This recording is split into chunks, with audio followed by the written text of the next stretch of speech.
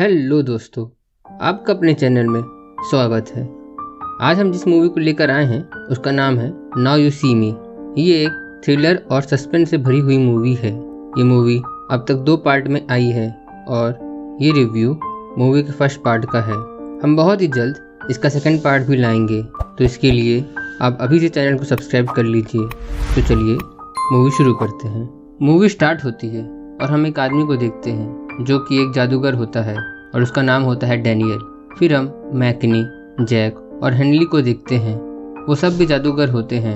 मैकनी लोगों को हिप्नोटाइज करने में एक्सपर्ट होता है। उन सब का एक आदमी पीछा करता है। वो कौन होता है ये कहानी की लास्ट में पता चलता है। वो मिस्टीरियस आदमी उन लोगों को एक कार्ड देता है जिस पर एक एड्रेस लिखा होता है। फिर वो चारों उस एड्रेस पर पहुंचते हैं। वहाँ पर एक प्रोजेक्टर चलता है, उसमें उनके लिए कुछ इंस्ट्रक्शंस और प्लान्स होते हैं। फिर कहानी 1 साल बाद दिखाई जाती है जिसमें वो लोग साथ मिलकर दुनिया का सबसे बड़ा मैजिक शो करते हैं। उस शो का नाम होता है 4 घुड़सवार। इस शो में वो ऐलान करते हैं कि वो लोग आज एक आदमी को चुनेंगे और फिर उस आदमी के बैंक से सारा पैसा चुराएंगे, जिसे सुनकर ऑडियंस काफ़ी एक्साइटेड हो जाती है। फिर एक आदमी चुना जाता है। उसका अकाउंट एक फ्रेंच बैंक में होता है। जैसे ही वो स्टेज पर आता है, मैकनी उसे हिप्नोटाइज कर देता है। फिर डैनियल उसे एक कार्ड चुनने को कहता है। उस कार्ड में वो आदमी अपना साइन करता है। डैनियल उसे उस कार्ड को अपनी जेब में रखने को कहता है। फिर वो आदमी एक टेलीपोर्टेशन डिवाइस में खड़ा होता है और पलक झपकते ही वह अपने फ्रेंच बैंक में पहुंच जाता है।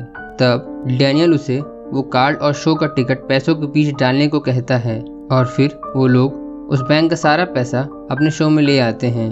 वो पैसा उनके शो में हर तरफ उड़ता रहता है, जिसे देखकर लोग काफ़ी खुश हो जाते हैं। उधर जब वो फ्रेंच बैंक खुलता है तो वहाँ पर पैसा नहीं होता और वही कार्ड और शो का टिकट रखा होता है। इसी बीच हमें 2 नए कैरेक्टर्स भी दिखाए जाते हैं। एक का नाम होता है आर्थर, उसे नहीं ये मैजिक शो स्पॉन्सर किया हुआ होता है, और दूसरा का नाम होता है ब्रैडली। ब्रैडली पहले एक जादूगर था, पर अब वो दूसरे जादूगरों के ट्रिक को एक्सपोज करता था। इस चीज़ का वो DVD बनाकर बेचता था और पैसे कमाता था। अगली सीन में FBI और उनकी टीम उन लोगों को गिरफ्तार कर लेती है। इस केस को FBI का एक ऑफिसर जिसका नाम डीलन होता है सॉल्व कर रहा होता है। उसका साथ देने के लिए इंटरपोल से एक ऑफिसर आती है जिसका नाम होता है एल्मा। उन लोगों से पूछताछ होती है पर कोई पुख्ता सबूत न होने से उन्हें छोड़ दिया जाता है।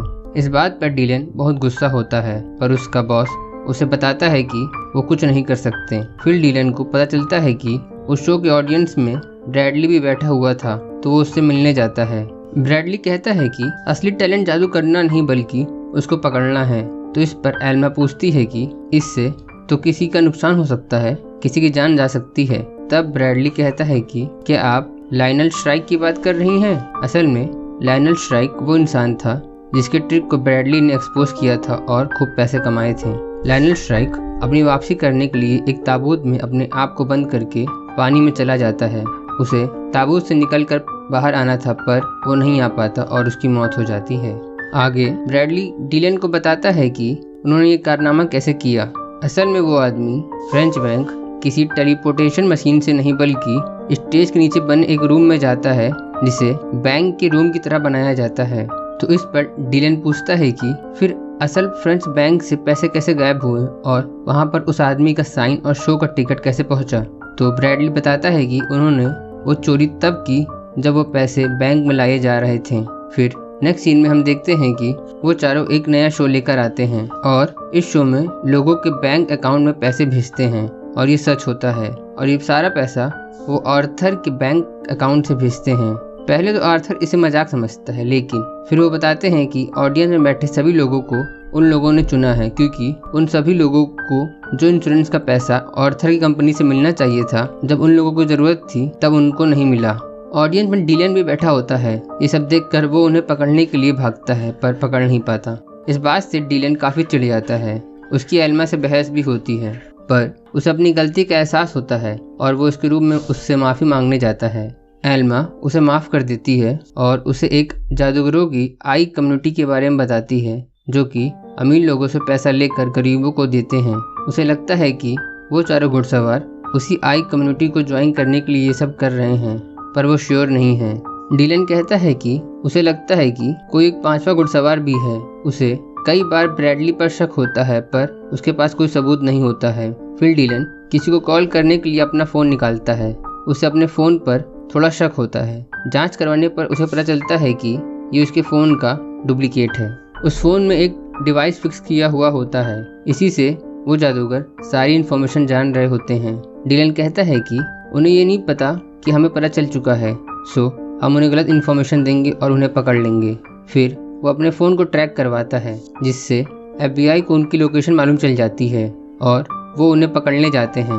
उधर वो लोग भागने की फिराक में रहते हैं पर वहाँ पर FBI पहुँच जाती है।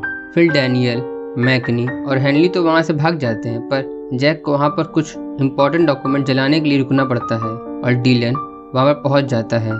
फिर उसकी और डीलन के बीच लड़ाई होती है। वो किसी तरह एक डॉक्यूमेंट लिखकर एक कार में बैठकर वहाँ से भागने लगता है। डीलन और पूरी FBI टीम उसका पीछा करते हैं। वो एक पुल पर पहुँच जाते हैं और जैक का वहाँ पर एक्सीडेंट हो जाता है। डीलन उसको बचाने की पूरी कोशिश करता है पर बचा नहीं पाता, पर वो उससे वो डॉक्यूमेंट ले लेता है। उससे उसे पता चलता है कि वो लोग अगली चोरी कहाँ पर करने वाले हैं। उस डॉक्यूमेंट में एक एल्कॉम नाम की कंपनी के बारे में होता है जिसके सेफ हाउस में करोड़ों रुपए रखे होते हैं। वे लोग उसी की चोरी करने वाले थे। डीलन और FBI जैसे ही वहाँ पहुँचते हैं तो उन्हें पता चलता है कि वहाँ पर पैसे नहीं हैं। उन्हें एक ट्रक की आवाज़ आती है जो कि वहाँ से जा रही होती है। वो उस ट्रक को पकड़ लेते हैं। फिर वो लोग उसी ट्रक में छिप जाते हैं ताकि जब इसे कोई लेने आए तो वो उसे पकड़ लेंगे। उधर वो तीनों YouTube पर एक वीडियो अपलोड करते हैं। वो अपने नए शो के बारे में बताते हैं जो कि उसी जगह होता है जहाँ पर वो ट्रक जा रहा होता है। FBI को लगता है कि आज वो उन्हें हर हालत में पकड़ ही लेंगे। फिर जब एक लड़की आती है और ट्रक को खोलती है तो FBI उसे पकड़ लेती है। असल में वो ब्रैडली के लिए काम करती है। डीलन ब्रैडली को 5वां घुड़सवार कहता है पर वो मना करता है। वो कहता है कि तुम फिर से बेवकूफ़ बन गए और उस ट्रक को खोलने के लिए कहता है। जैसे ही अंदर का सेफ खुलता है तो सभी चौंक जाते हैं क्योंकि उसमें पैसे नहीं होते बल्कि बैलून होते हैं, जिसे देखकर डीलन काफ़ी गुस्सा हो जाता है। उधर शो शुरू हो जाता है और फिर FBI के लोग उनको पकड़ने के लिए शो की तरफ भागते हैं। वहीं पर एल्मा आ जाती है। वो डीलन से कहती है कि वो लोग गलत तरफ जा रहे हैं, मुझ पर एक बार भरोसा करके देखो, और डीलन उसकी बात मान जाता है। वो एल्मा के साथ दूसरी तरफ उन लोगों को पकड़ने के लिए जाता है। शो एक बिल्डिंग में स्टार्ट होता है और FBI भागकर उनको पकड़ लेती है, पर उन्हें पता चलता है कि ये तो सिर्फ एक पुतला है। असल में वो लोग एक दूसरी जगह से शो को ब्रॉडकास्ट कर रहे होते हैं और इसी जगह एल्मा उन्हें पकड़ने आ रही होती है। पर जैसे ही वो और डीलन वहाँ पर पहुँचते हैं वो लोग वहाँ से भी भागकर बिल्डिंग की टॉप पर पहुँच जाते हैं। वहाँ से वो लोग जंप कर देते हैं और ऐसा लगता है कि वो लोग पैसा बन गए हैं। हर तरफ पैसा उड़ने लगता है। सभी लोग पैसा लूटने लगते हैं पर डीलन को पता चलता है कि ये नकली नोट है। उधर जब ब्रैडली अपनी कार को ओपन करता है तो उसमें पैसे रखे होते हैं और FBI उसे चोरी के इल्जाम में गिरफ्तार कर लेती है। फिर अगली सीन में हम देखते हैं कि डीलन ब्रैडली से मिलने आता है। वो बोलता है कि उसे फंसाया गया, पर डीलन उसकी बात पर विश्वास नहीं करता। ब्रैडली आगे कहता है कि जब वो लोग ट्रक का पीछा कर रहे थे तब एल्कॉम कंपनी के सेफ हाउस में चोरी चल रही थी क्योंकि वो पैसा वहीं पर था। उन्होंने एक बड़ा सा शीशा वहाँ पर रखा था जो ऐसा दिखा रहा था कि वो कमरा खाली है। वो ये भी बताता है कि जैक जिंदा है।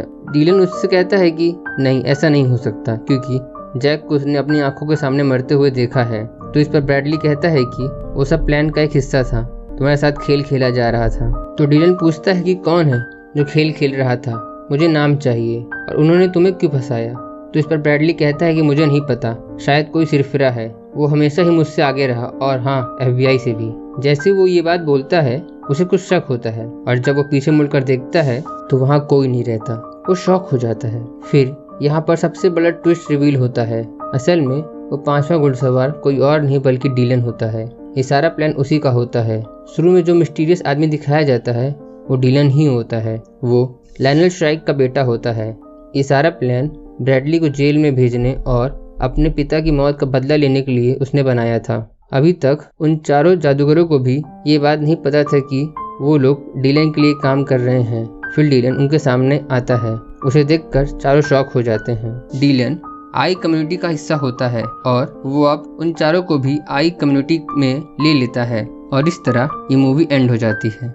इस फिल्म को देखने के बाद जो चीज़ हमें सीखने को मिलती है वो ये है कि कभी किसी को अपना प्लान स्ट्रेटजी मत बताओ और सीक्रेटली उस पर काम करते रहो and let the success make the noise. I hope हमारी आज की कहानी और लर्निंग आप सभी को पसंद आई होगी। अगर पसंद आई हो तो प्लीज़ इस वीडियो को लाइक करना और लोगों के साथ शेयर करना एंड ऑफ कोर्स चैनल को सब्सक्राइब भी करना। And finally thanks for watching.